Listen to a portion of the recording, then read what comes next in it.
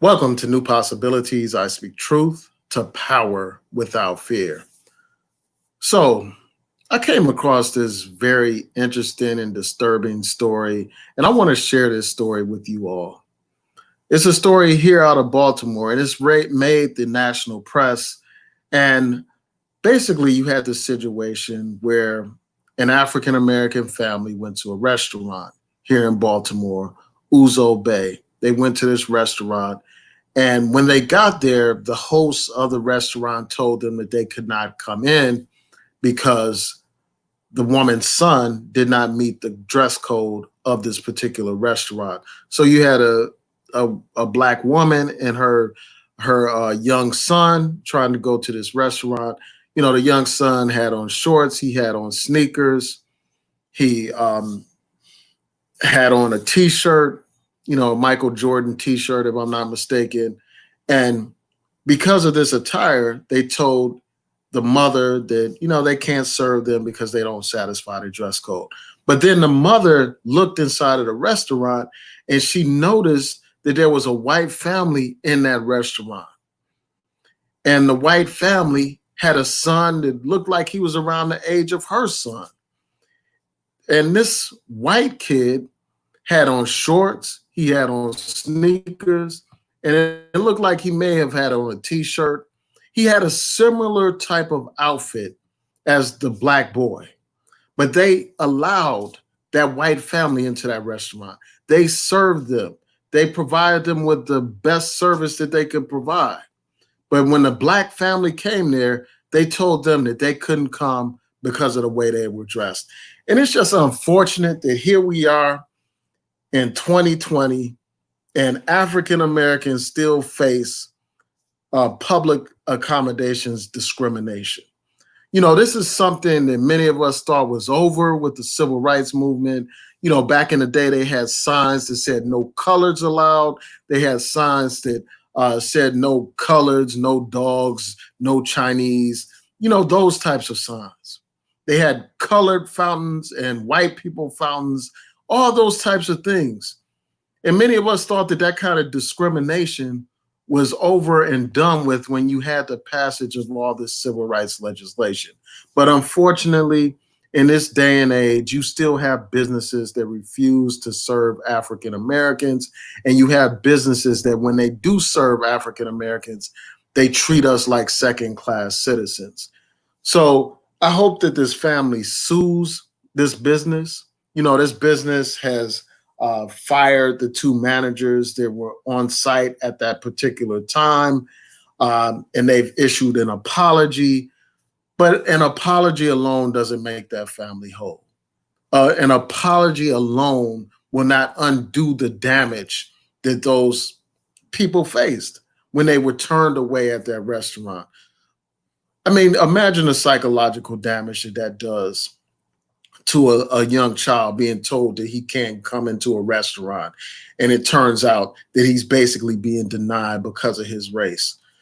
So I hope that the family sues. You know, there are various civil rights acts that they can sue under. They can sue under the Civil Rights Act, you know, the public accommodation section of that act. They can sue under Section 1981. And I hope that they do so. And I'm sure that there are local Maryland laws that they can sue under as well. And I hope that they exercise all of their rights. It's just a shame that here we are in 2020 and you still have this kind of discrimination against Black people. You know, we're at a time when a lot of businesses are trying to gain money. They're trying to recover lost profits after COVID-19, you know, after being forced to close temporarily while there were stay at home orders in place. But here you have a business that is so racist that it is willing to forego profit in order to exercise its racism. And this is nothing new. We know that businesses back during the days of Jim Crow would refuse to serve African Americans. And unfortunately, this is not my first time hearing about situations like this. As a civil rights attorney, I have been a part of lawsuits against several businesses in Myrtle Beach, South Carolina. Now, these businesses would refuse to serve African Americans. They would close down during Black Bike Week, the one time of the year when the majority of the tourists in town were African American. They would completely shut their doors to African Americans. They would come up with all kinds of ridiculous excuses as to why they did not want to serve African Americans. And this wasn't something that happened 100 years ago or 50 years ago or 20 years ago. This is something that has happened relatively recently. These are lawsuits that were filed relatively recently, within the past 5 to 10 years. These lawsuits have been filed where you had these businesses that refused to serve African Americans. You had some businesses that when they didn't refuse to serve African Americans, they decided to treat African Americans as second class citizens and force African Americans to eat outside of the restaurant. Just like back in the day, they used to have Black people go to the back of the restaurant. Back in the day with movie theaters, they would have Black people sitting in the balcony. So you had these types of situations that unfortunately happen today. And, for the people that want to go to those restaurants, I believe that they have every right to go to any restaurant that they choose to go to. We have laws in place that guarantee their right to eat wherever they want to eat. Nobody should be treated like a second class citizen. And it's crazy that this would happen. This situation with this restaurant would happen here in Baltimore, a city that's predominantly Black. So, these are the things that I have to say about this. Number one, I think that the family should sue. They should exercise every right that they have under the law to protect their interests and to protect their rights. An apology is not enough. This restaurant issued an apology. They fired 2 of the managers, but the damage is already done. And the family is entitled to recover for the damage that was done. Number 2, I hope that all people of goodwill boycott that restaurant, refuse to go to that restaurant. That's what needs to happen. That restaurant doesn't deserve anybody's money. And, there's been all this talk about allies in the movement. If you are an ally, if you are somebody that's concerned about the plight of Black people, then you should boycott that restaurant. And Black people certainly shouldn't go to that restaurant. Black people shouldn't be happy with just some apology. An apology is not enough. And, ultimately, although I support people's right to go to any restaurant that they choose to go to, I think that instead of begging these people to accept our money, instead of begging somebody that hates you to accept you into their business, we need to support our own. We need to support the many Black businesses that are struggling right now because of COVID-19. There are plenty of Black restaurants. And what I'll do, I'll post a link in the description box to this video once it uploads so that you can find out about all the Black businesses here in Baltimore. For those of you who are in Baltimore and those who may visit Baltimore, there's like 100 Black businesses, Black restaurants that I encourage people to frequent. There's a website. There's an article outlining all these restaurants and detailing the restaurants. And I'm going to provide that for you all in the description box again. But those are my thoughts about this situation. I'm really interested in hearing from you. Have you ever encountered discrimination when you went to a restaurant? If so, I'm really interested in hearing from you. I really want to hear your opinion. And again, not only do I advise the family in this particular news story to bring a lawsuit, I advise anybody that went to that particular restaurant, Ouzo Bay, and was turned around because you didn't meet some dress code that they made up. I encourage you to consider filing a lawsuit as well, because a lot of times these rules are just set up to screen Black people out, to deny Black people equal rights. And it's a shame after our ancestors and our elders fought so hard to end Jim Crow that you have a business right here in a black city having the audacity and the nerve to discriminate against black people. So, with that, I'm going to say peace and blessings to each and every one of you. Please rate, comment, subscribe, like the video, share the video, hit that notification bell so that you'll know when I post new content here on YouTube. And tonight I'm going to do a couple of other videos, and I hope that you all can hang in there with me.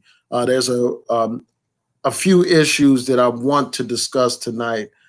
So I hope that you all can tune in to those live streams as well. Oh, for some reason, I'm just now seeing the comments in the chat. So if you can bear with me a second. I don't know why it's delayed, but I'm going to see what you all are saying before I tune out.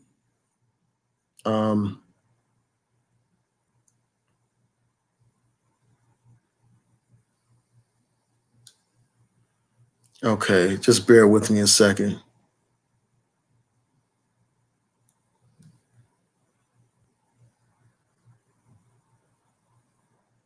Yeah, so Water Sniper asked if I'm in that area. Yes, I am in Baltimore.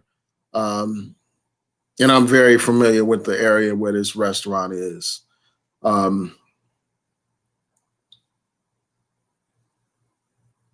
So Elaine said, let me click on Elaine's comment. She said, I think we worry about the wrong thing. Why do we care that they don't want us there? We want them to be nice while they stab us in the back. So I mean, I hear what you're saying, and I had this similar debate with my woman about the issue of integrating and going to businesses that don't want you there. We had a really interesting discussion. It's like when you really think about it, do you really want to eat food from somebody that hates you? Do you really want to ask your enemy to feed you? I mean, when you think about it, like they could tamper with your food, spit in your food, and all that kind of stuff. Why would you want to be somewhere where you're not welcome? And I fully get that. And I embrace that idea. Like, I would never go to a restaurant where I'm not welcome. I would never beg somebody to accept my money and, go out of my way to be around people that have no respect for me, don't, that hate me and all that kind of stuff. So I hear what you're saying. I know exactly what you're saying. And I feel what your point. But, my thing is this, like, even though that's my position, I believe that people that choose to do otherwise should have that right as well. They should have the right to go to any business that they want to. And they shouldn't be turned around simply because of the color of their skin.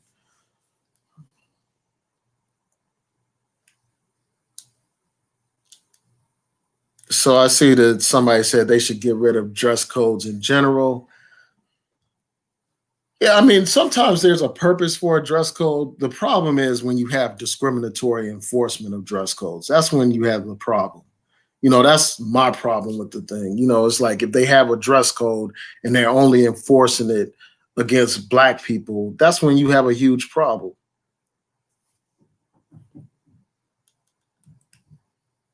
And Water Sniper said, I wouldn't eat at that place.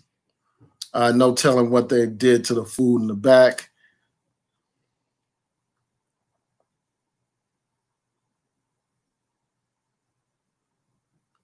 Yeah, just bear with me a second. I'm going through these comments.